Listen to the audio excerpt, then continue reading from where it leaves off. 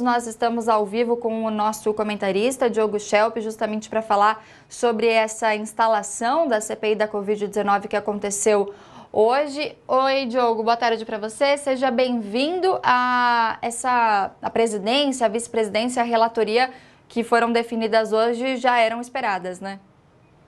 Sim, já era o que havia sido arranjado ali nos bastidores, né? Principalmente pelos senadores que não são senadores governistas, senadores de oposição e os mais independentes, né? O que a gente viu nessa sessão, nessa primeira sessão de hoje, pode ser um prenúncio ruim para o governo nessa CPI. Afinal das contas, a tropa de choque governista, os 4 senadores ali que compõem a base governista dessa CPI, tentaram obstruir a sessão, tentaram impedir que Renan Calheiros fosse escolhido como relator, puseram várias dificuldades. Antes disso, já a deputada Carla Zambelli havia feito aquela ação, né, que obteve aquela liminar na justiça para impedir que o Renan Calheiros fosse relator. Acabou que foi derrubada em uma instância superior. E a tentativa de obstrução dos senadores governistas não deu certo, né? E mesmo com a participação e ajuda ali do senador Flávio Bolsonaro, filho do presidente, que é subitamente convertido, né, aos protocolos sanitários. Ele fez um discurso ali a favor dos protocolos sanitários para evitar a contaminação por Covid, algo que a gente sabe que a família Bolsonaro não tem sido muito adepta nos últimos meses aí, né? Pelo menos não publicamente. E a primeira lista, e já vem chumbo grosso pela frente, né? Porque a primeira lista de pedidos de documentação que Renan Calheiros apresentou ali, que deve ser votada nesta quinta-feira, na próxima sessão da CPI, é chumbo grosso mesmo, porque já tem pedido de documentos que mostrem a questão da compra das vacinas e de insumos, indícios de boicotes do governo às medidas de isolamento social, documentos sobre promoção de medicamentos sem eficácia, né? E também as provas. Ele quer que o Manaus e Amazonas mandem e enviem ofícios provando que fizeram solicitações de ajuda para evitar o colapso de oxigênio hospitalar no início do ano. E, Diogo, essa lista que você comentou, né, de que realmente vem aí algumas coisas pesadas para a CPI poder acompanhar e até mesmo apurar um pouco melhor, tem a ver também com aquela lista que a gente comentou ontem, que saiu até mesmo da presidência ali da República, tem alguma relação entre elas? Elas são muito parecidas, né, Nicole? Porque, de fato, aquela lista que foi divulgada, que vazou, né, a lista que a Casa Civil enviou para os ministérios, os 23 itens, as 23 acusações das quais o governo será alvo, provavelmente, na CPI, elas são muito parecidas com o plano de trabalho que Renan Calheiros apresentou. Os tópicos são os mesmos, quer dizer, o governo sabe exatamente o que precisará responder. E a questão é que, com documentos em mãos, quer dizer, a CPI tem as condições ali de solicitar documentos, inclusive documentos sigilosos, que não eram de conhecimento público, né?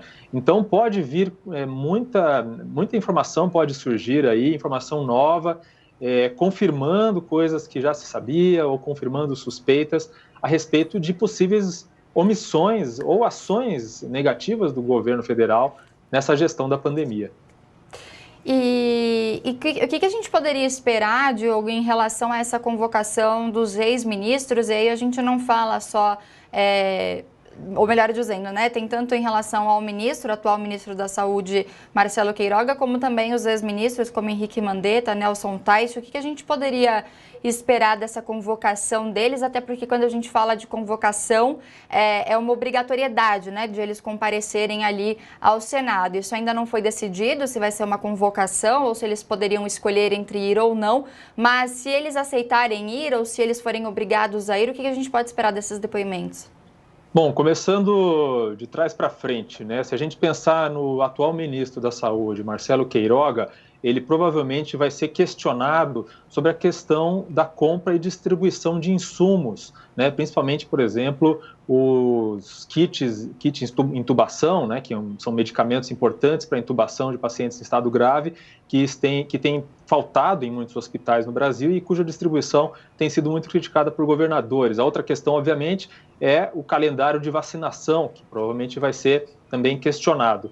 Mas o alvo, com certeza, vai ser o ex-ministro Pazuello, que foi ministro pelo maior período aí da pandemia e que enfrentou por momentos críticos muito criticados. Por exemplo, a acusação de que o governo poderia ter comprado vacinas, por exemplo, vacinas da Pfizer no ano passado e não o fez, né, deixando só para este ano.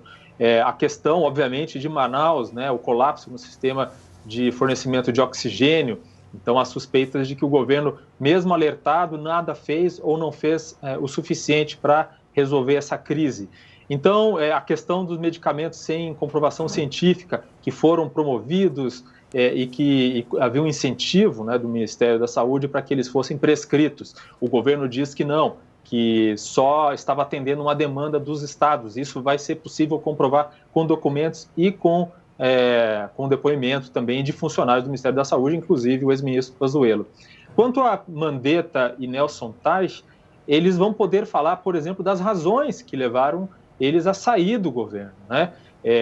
O Nelson Taj, por exemplo, há suspeitas de que tenha saído justamente por não concordar com a insistência do presidente Jair Bolsonaro em promover hidroxicloroquina e outros medicamentos sem eficácia. Mandetta, talvez, com certeza, também vai ser questionado, e principalmente pelos senadores governistas, sobre possíveis erros que ele possa ter cometido no início da pandemia. Então, todos estarão sob escrutínio e os senadores governistas na CPI provavelmente vão tentar fazer o que tentaram fazer hoje, que é tumultuar o máximo possível para que as responsabilidades do governo não apareçam.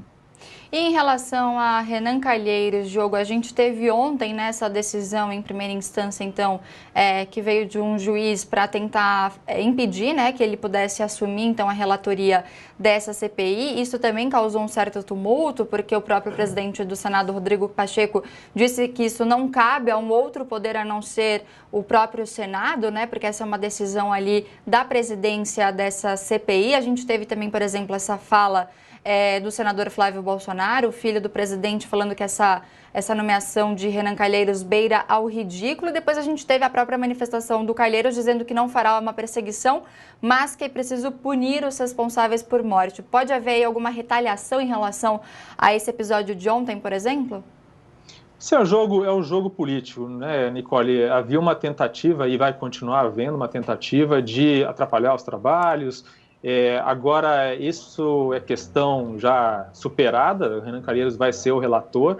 Obviamente que essa decisão judicial, havia vários motivos para que fosse considerada estranha, porque primeiro foi uma decisão de primeira instância, da Justiça de primeira instância, e não uma decisão do STF, por exemplo, querendo decidir algo que é do regulamento interno do Parlamento, do Senado, né?